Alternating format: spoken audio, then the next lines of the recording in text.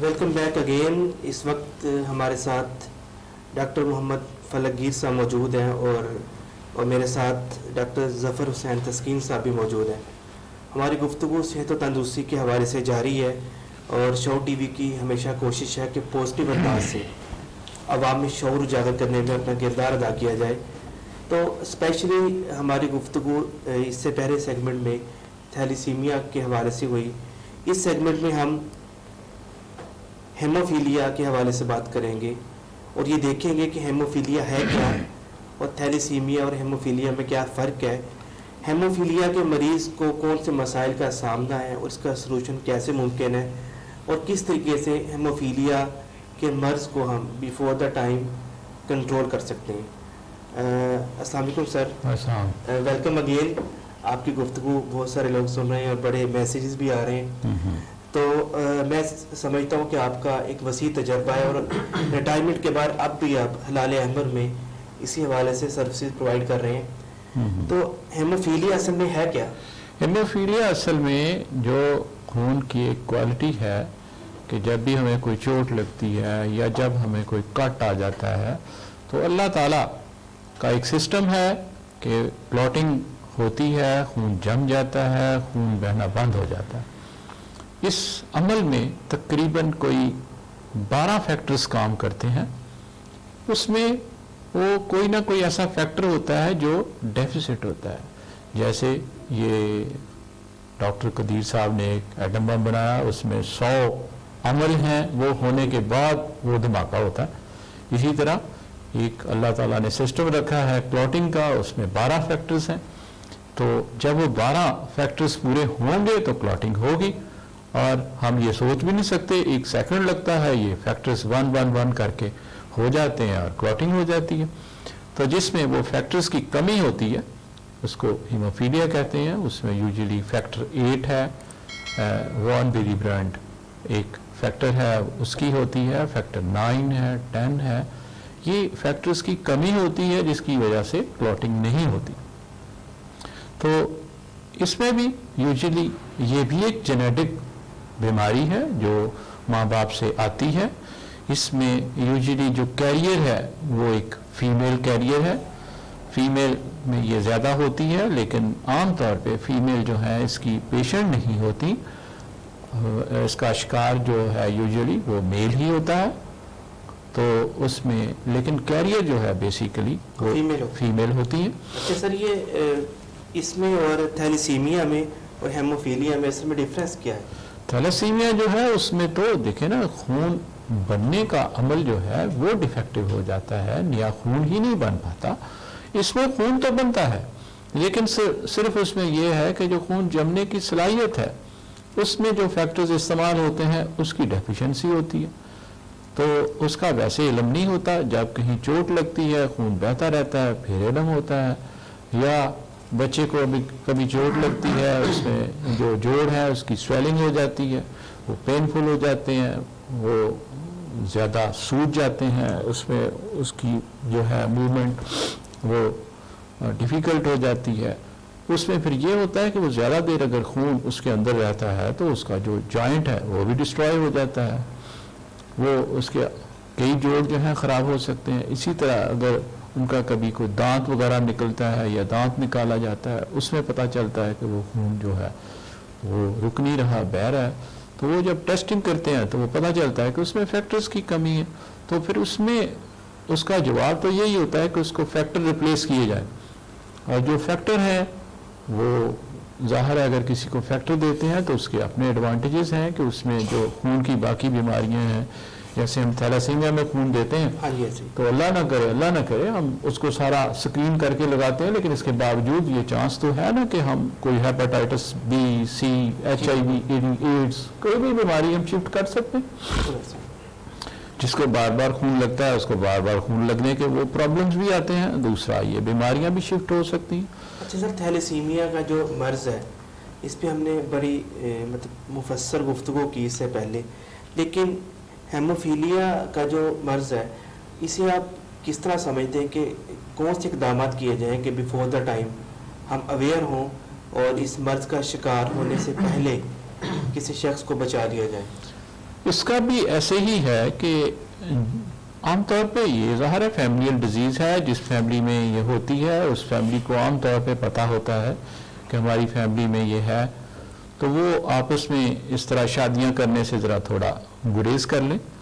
اگر ایک female career ہے تو اگر اس کی شادی جو ہے وہ ایک نارمل میل سے ہوتی ہے تو پھر اس میں چانس اسی طرح ہی رہ جاتا ہے. 25% چانس ہوتا ہے کہ ایک میل جو ہے وہ ان کا ہیموفیلیا کا آ جائے اور ایک فیمیل جو ہے وہ کیریئر آ جائے. تو اسی طرح اگر ہیموفیلیا کا پیشنٹ ہوگا میل اور فیمیل اگر کیریئر ہوگی تو اس میں چانسز جو ہیں ایک 25% چانس ہوگا کہ اس میں فیمیل ایک کیریئر آ جائے اور 25% چانس ہوگا کہ ایک میل جو ہے وہ ہیموفیلیا کا پیشنٹ ہو، ایک جو فیمیل ہے وہ بھی ہیموفیلیا کی پیشنٹ ہو.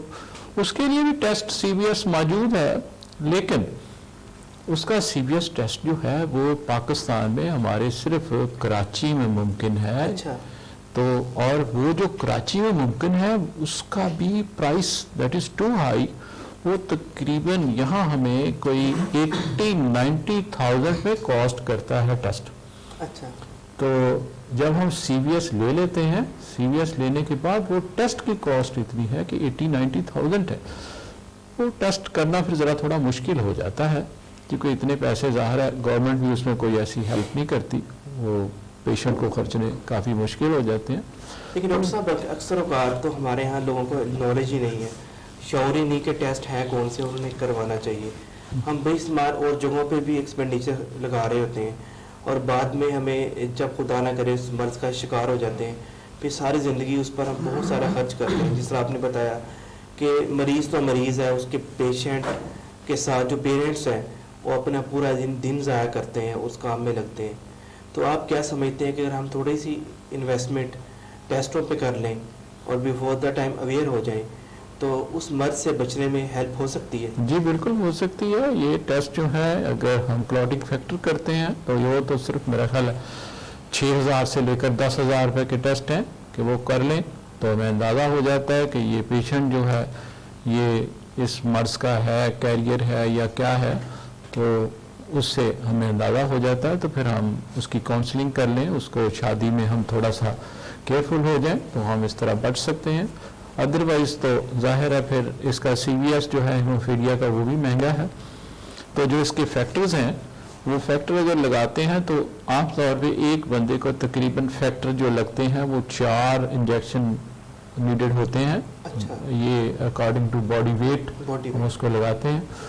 تو اگر وہ 4 انجیکشن ہم دیکھیں تو وہ تقریباً 10,000 روپے کا ایک ٹائم کا نسخہ بنتا ہے. صحیح ہے. تو پھر اس کے لیے ہمیں کیا کرتے ہیں، ہم کہتے ہیں کہ اچھا یار اتنے پیسے اب کیسے لگانے. پھر ہم سفید خون جو ہوتا ہے اس میں سے ایک چیز نکالتے ہیں، اسے کہتے ہیں کرائیو پریسپیٹیٹ.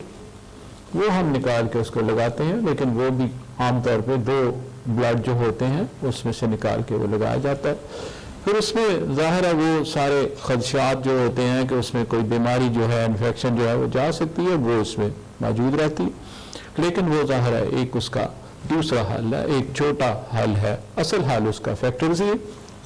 تو ہم نے ہلال احمر ہاسپٹل میں یہ اس کا جو کام شروع کیا تھا اس میں ہم نے ایک راولپنڈی کا ہیموفیلیا سینٹر ہے جو ہیموفیلیا کیئر سینٹر ہے، اس کے ساتھ ہم نے افیلیشن کی. ان کی افیلیشن آلریڈی کینیڈا کے ایک ہیموفیلیا سینٹر کے ساتھ ہے جہاں سے ہمیں فیکٹرز ملتے ہیں.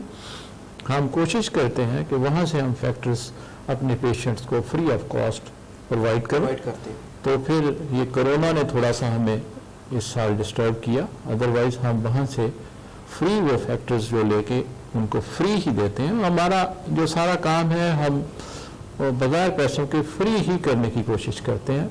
ادروائز ہم سوری کر لیتے ہیں کہ ہمارے پاس نہیں ہے، یا پھر ہم ان کو جو ہمارا سفید خون ہے وہ دے کے اس سے مدد کرتے ہیں. بہت شکریہ. ناظرین، ہماری گفتگو ڈاکٹر فلکگیر صاحب کے ساتھ جاری ہے اور ہیموفیلیا کے حوالے سے گفتگو جاری تھی. وہ تمام لوگ اس پروگرام کو دیکھ رہے ہیں، میں ان کو خوش آمدید بھی کہتا ہوں. اور حسن رضا صاحب نے کہا کہ بہت اچھا پروگرام چل رہا ہے، اور سید رضوان علی بخاری صاحب بھی پروگرام کو دیکھ کے بڑا انفارمیٹک کہہ رہے ہیں. مبین نے ہمیں جوائن کیا, اس کو بھی خوش آمدید کہتے ہیں. منور علی صاحب کی سپورٹ ہمارے ساتھ رہتی ہے ہمیشہ, پروگرام کو بڑا لائک کر رہے ہیں. اس کے علاوہ ایک کویشچن بھی ہے کہ کرونا کے بارے سے بات کی جائے تو انشاءاللہ تعالی ہم اگلے سیگمنٹ میں کرونا پہ بات بھی کریں گے. تمام کا شکریہ, بہت سارے لوگ اس کو آگے شیئر بھی کر رہے ہیں کیونکہ یہ شعور آگے پہنچانا ہم سب کی ذمہ داری ہے. فواد رسول صاحب کا شکریہ, وہ ہمارے ساتھ بادشاہ اور پاکستان میں بھی ہمارے ساتھ ہیں, اس پروگرام کو بہت لائک کر رہے ہیں اور بڑا انفارمیٹک قرار دے رہے ہیں. تمام کا شکریہ. پروگرام کا مقصد بھی یہی ہے کہ ہم شعور اجاگر کرنے میں اسپیشلی صحت کے حوالے سے جو کردار ادا کر سکتے ہیں وہ لازمی کریں.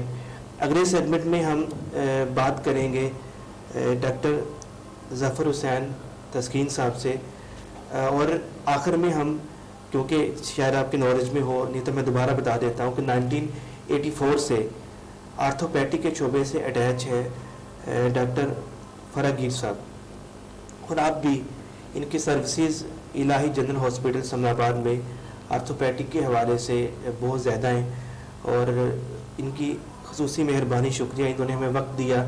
وغیرہ ان کے پاس وہاں پہ اتنے ذرا مریض ہوتے ہیں کہ شاید کئی دن کے بعد ان کو ٹائم ملتا ہے. تو اگر آپ کو کوئی مسئلہ درپیش ہو آپ ان سے رابطہ بھی کر سکتے ہیں.